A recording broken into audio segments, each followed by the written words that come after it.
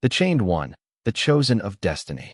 In the long winter nights of the north, when icy winds howl through the pine forests and the silver moonlight spills over fields of endless snow, the elders tell the children a tale not meant for the faint of heart.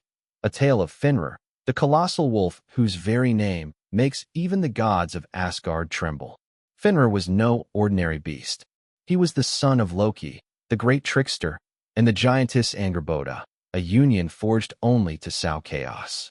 From the moment he was a mere pup, Fenrir grew faster than any creature alive. Eyes like bottomless pits of darkness, fangs white as ice yet sharper than the finest blade. The gods knew that if he were ever allowed to roam free, the day of doom, Ragnarok, would come far sooner than they feared. But Fenrir's story is not merely one of strength. It is the tragedy of a being chained by fate, betrayed, and turned into the very symbol of destruction. And when the final thunder of Ragnarok shakes the 9 realms, Fenrir will shatter his bonds, leap upon Odin, the All-Father himself, and swallow him whole, bringing an age to its end. Tonight, we journey deep into his story, from Fenrir's dark origins, through the deceptions that bound him, to the fateful moment when prophecy is fulfilled. The origins and childhood of Fenrir. Fenrir was not born of love, but of a union steeped in fate. His father, Loki, was counted among the Asgard gods, yet the blood of giants flowed in his veins. Neither wholly good nor wholly evil, Loki walked the razor's edge between light and shadow, ever ready to change sides if it served his own gain. His mother, Angerboda, was a Jotun giantess from the frozen realm of Jotunheim, a land of eternal ice and fearsome beasts. During one of Loki's many journeys away from Asgard, he met Angerboda, and from the cunning of a god entwined with the raw power of a giantess, 3 children were born: Fenrir, the great wolf; Jormungandr, the world serpent; and Hel, queen of the dead. From his earliest days, Fenrir was unlike any creature in the 9 realms. He grew with unnatural speed, as if winter's winds urged him on and the snow itself wished to see him rise. Muscles coiled with relentless strength, claws sharp enough to tear through the hides of the mightiest beasts. One eye burned gold like the sun, the other red like blood spilled upon snow. Yet it was not his strength alone that struck fear into the gods, it was his mind.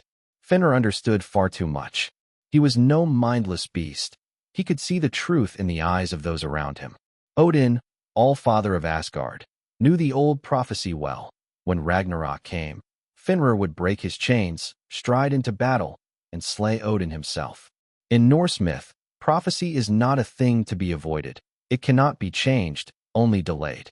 At first, the gods kept Fenrir in Asgard. Only Tyr, god of war and justice, was brave enough to feed him. But Fenrir's growth was relentless, and soon he towered beyond their control. The greater he became, the greater their fear grew, until fear became resolve. They would have to bind him before it was too late. But Fenrir was no fool.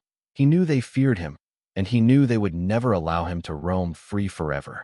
Thus, his childhood was spent beneath a sky heavy with suspicion. He had a rare bond with Tyr, but to the rest of Asgard, he was nothing more than a danger yet to awaken. In that lonely shadow, resentment began to take root, an ember waiting for the day it would erupt into a fire that could burn the world. The binding and betrayal of Asgard. When Fenrir grew so vast that his shadow could cover the walls of Asgard, the gods began to meet in secret more often. Odin knew that if they allowed him to roam free, the prophecy would come to pass, and when it did, they would have no time left to prepare. And so, a plan was forged: bind Fenrir before he reached his full strength. At first, they tried great chains of steel, forged in the fires of Nidavellir. They approached Fenrir and told him it was a game, to see if he could break them. Proud as a young warrior, Fenrir roared and, with a single pull, the steel snapped like straw. The second time, they crafted an even larger chain, called Dromi, made from the rarest metals. Fenrir agreed again, and though he strained longer this time, Dromi too fell to the ground, broken like a dead serpent. The gods began to realize that no material strength would suffice. They turned to the dwarves, the master smiths of the realms, who wove Gleipnir, a magical binding that looked like a ribbon of silk, soft and weightless, yet stronger than anything in existence. It was made from 6 things that could not be found in the mortal world: the sound of a cat's footsteps, a woman's beard, the roots of a mountain, a bear's sinew, a fish's breath, and a bird's spittle. Each an impossibility, a paradox, and together an unbreakable prison. When the gods brought Gleipnir before him, Fenrir grew suspicious.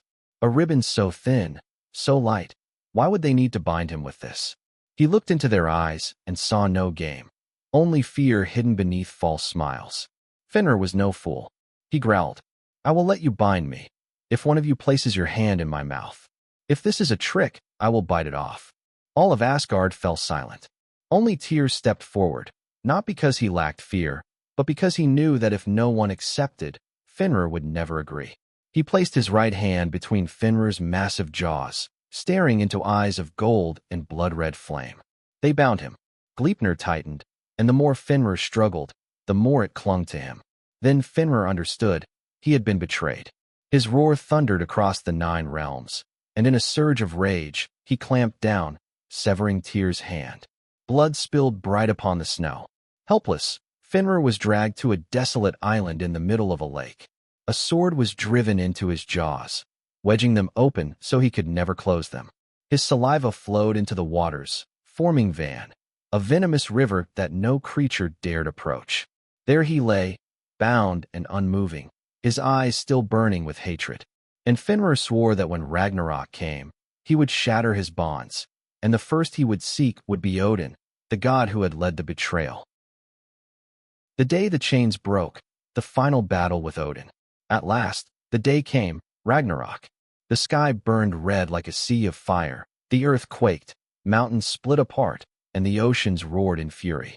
Bifrost, the rainbow bridge between Asgard and Midgard, shattered into 1,000 shards of light, scattering into the abyss.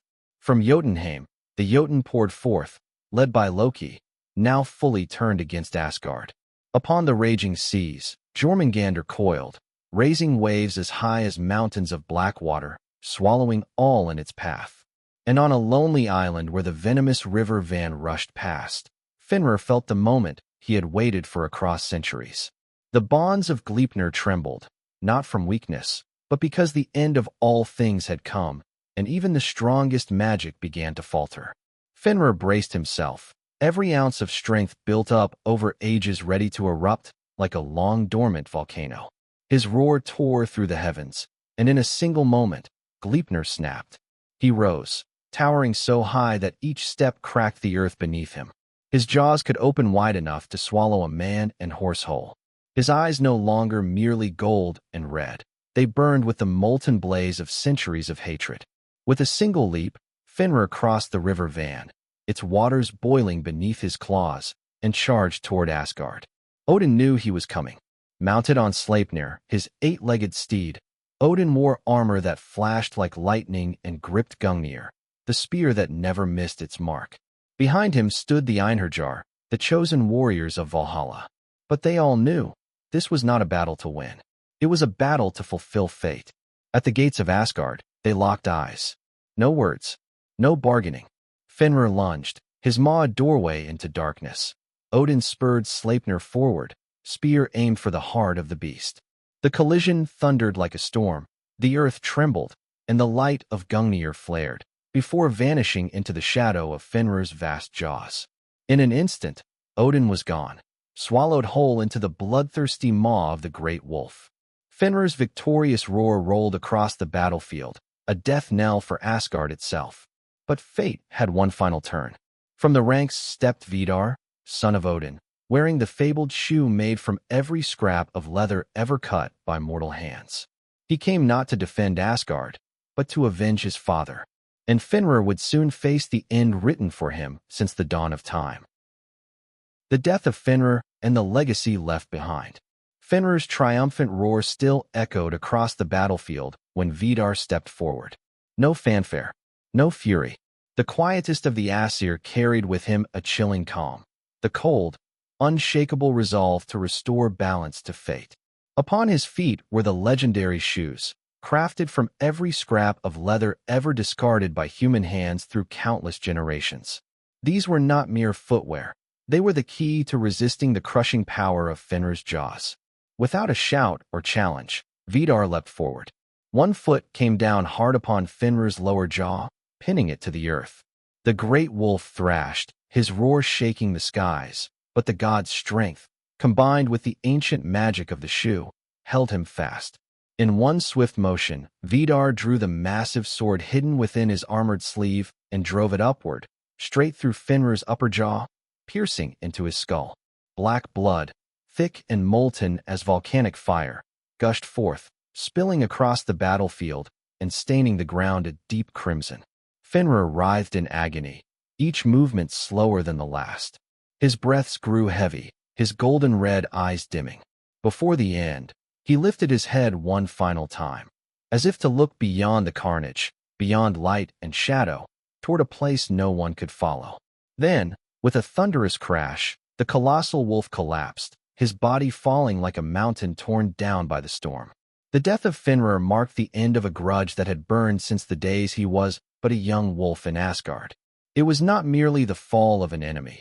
It was the closing of a loop written into the fabric of fate, where both hunter and prey were bound to a destiny neither could escape.